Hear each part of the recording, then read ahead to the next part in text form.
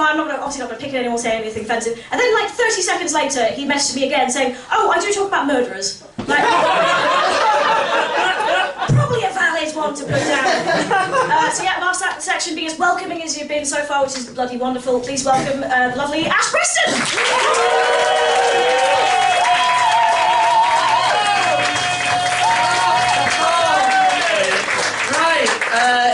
It does say murderers. I should point out, I actually don't have any jokes about murderers. I just thought it was safe to say it because, well, fucking look at me. I also wasn't aware that I was going to be doing this on my last minute jump on for this gig.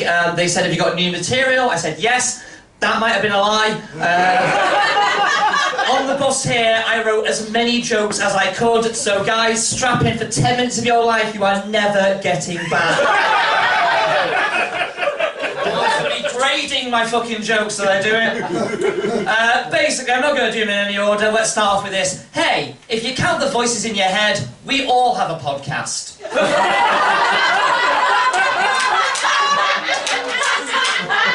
Not a bad start. Last Monday was Blue Monday, which was apparently the most depressing day of the year. Did we all do alright with Blue Monday? Yeah. Yeah. Good, I'm glad to hear that. That's encouraging. Or as I call Blue Monday, Monday. I'm not very sociable. I don't really have many close friends. And on Friday we got a new starter in work. Lovely guy. His name was Gavin, and I was assigned to train him. And we really got on. He's a nice bloke. We went out for a drink. Seemed like a nice, cool guy. Found out today he's not returning to work. He's got another opportunity, which means I have to cancel my birthday due to lack of interest.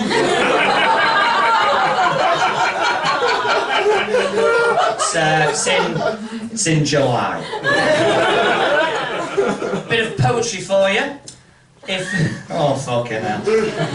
If Gwyneth Paltrow can model a candle of her foof and be so aloof, then I can patent a candle of my cock that would also make a handy doorstop.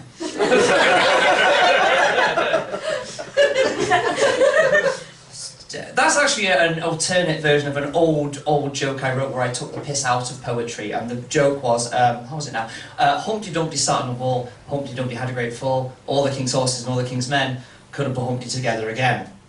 Bled to death.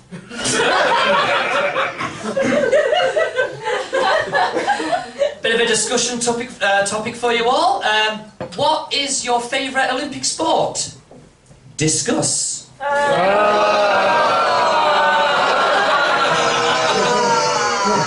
I fucking love that joke. So shit. Harry and Meghan left the royal family and shit, and basically, here's the thing. Listen, Harry and Meghan, if you're out there watching, I don't know how, but if you can do me a favour and eat a Greg's vegan steak bake, there is a good chance Piers Morgan might spontaneously combust. I know you've left, but, you know, one more royal favour for the rest of the country. My family, I don't think, like me very much, because at Christmas I got three Lynx aftershave sets! 3! What's that smell, Ash? That would be puberty. Thank you very much. A lot of people think that as generations get, as we get more modern, that people think that generations growing up are getting softer. So, for example, people in 1918 were like, I survived World War I. And then people in 1945 were like, I survived World War II. And then we got our generation, which were like, 2019, I survived Whamageddon. Dutch to English Google translation fail. Holland days is coming, Holland days is coming, Holland days is coming, Holland days is coming. Actually, it is Dutch, which really fucking makes that joke way more on the nose. Are we, some people here old enough to remember video shops? Yeah. I know I'm holding, by the way, a book, which looks like a VHS tape. Handy, because some of these jokes are as relevant as the VHS. I love video shops because they were just fun. You know, before Netflix, you had to spend hours of your time trying to find a video to rent. And the great thing was our local video shop wasn't a Blockbuster, it was like a really just, you know, mom and pop retailer. And the best thing is that it was during my phase that a lot of teenage boys go through, where they go through like the karate kung fu phase. And what is great is those films are always like 18s, so they're right near the grot film section, you know, like the porn and stuff like that. And it's great because it would always be fun because it would really fuck with my dad. So I'd be like, "Can we rent Fist of Fury?" And he'd be like, "What?" And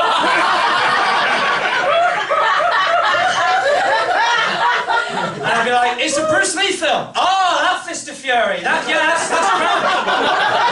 That's grand, son. That's grand. Don't be. I thought you had just been looking under my bed. Right." I've been single ever since I stopped dating a hardcore Christian fundamentalist personal trainer. Purely because I think our careers were going in different places. I was very busy, obviously doing gigs. She was very busy launching her new exercise night, Pontius Pilates.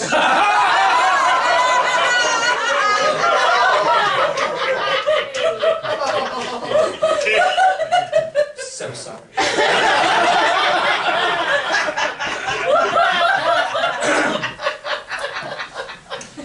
I noticed that... Fucking hell. I noticed that Jay-Z has got the hyphen removed from his name. Well done, mate. I'd call that one problem solved. 98 to go. Keep reaching for that rainbow, Jay. Are you like me, and when you get on a bus or a train and they ask you for your pass and you flash it, for a second, do you pretend you're in the FBI? Stephen Hawking, an incredible legacy.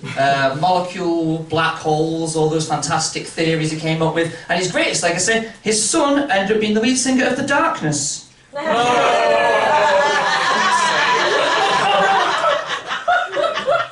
I only write the jokes, guys. I regret this one. I've always... No, it's not a bad one, it's just... Well, it's a bad one. It's not bad, it's just a shit joke. I've always wanted to write a song as catchy as the song My Sharona, but I've never had the knack for it. So...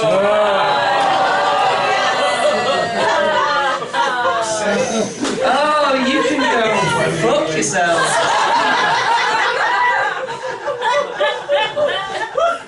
I've been single for so long that my version of Netflix and chill is Babe Station and Regret.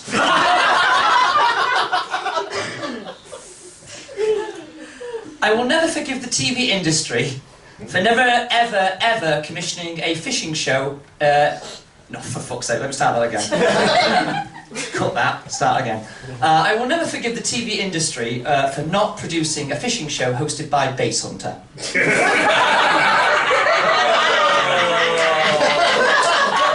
What would they call it? They'd be like, "Now you're gone fishing." That'd be cool. Have I run out of jokes? No, I've got... Oh, yeah, this one's troubling. Right.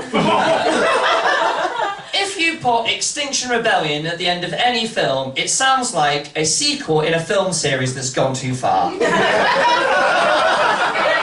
For example, Frozen 3, Extinction Rebellion.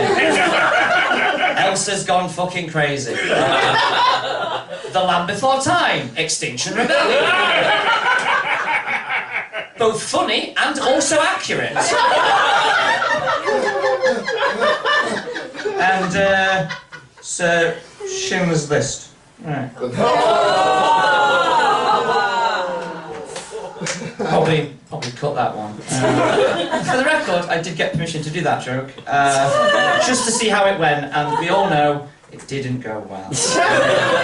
And, oh, I have another one that is... Oh, for fuck's sake, I'm never going to be allowed to gig here again. Right.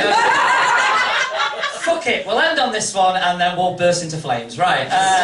Has anyone seen... I know this is like a very inclusive night. Top Gear means fuck all, doesn't it? Because it's a very blokey show. But has anyone actually seen the new Top Gear? With, you are very enthusiastically nodding, sir. It's Paddy McGuinness and Freddie Flintoff are the hosts, aren't they?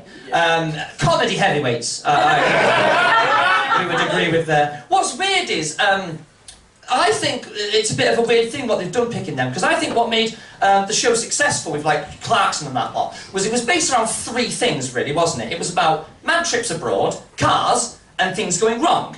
So it really shocked me that the BBC didn't offer Kate and Jerry McCann the gig.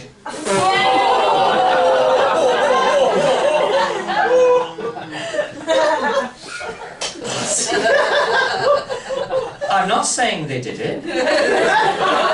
I'm saying allegedly they fucking did it.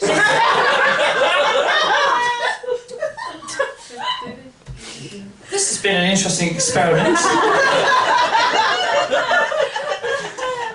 And honestly, that was really fun because I wrote half of them on the bus, and because if you've ever travelled on a bus in Manchester, usually half your writing ends up looking like letters from the Russian alphabet. So it has been lovely. Thank you for letting me just try new shit out. I'm going to go and now drink the rest of my water and have a cry. No, you've actually been really great, and you've got an amazing headline, and you've had some great acts on as well. Fucking Tony's pants are amazing. Right, anyway, so I'm going to bring Ross Ballinger back on. Guys, you've been fantastic. I've been Preston.